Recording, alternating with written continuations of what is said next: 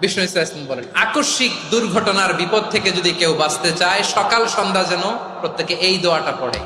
সকালে যদি 3 বার পড়ে, সন্ধ্যা পর্যন্ত হঠাৎ হঠাৎ বিপদ থেকে সে রক্ষা পাবে।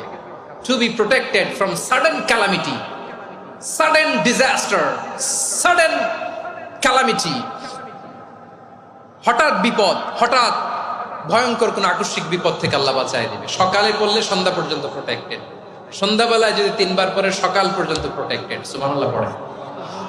দোয়াটা কি?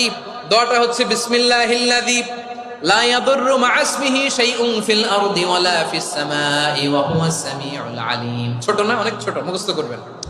বিসমিল্লাহিল্লাযী লা ইয়াদুররু মা'a ইসমিহি শাইউন ফিল আরদি ওয়ালা ফিস সামা। ওই আল্লাহর নাম নিচ্ছি যে আল্লাহর নামের বরকতে আকাশ জমিনের কোনো কিছু কারো কোনো ক্ষতি সাধন করতে পারে না।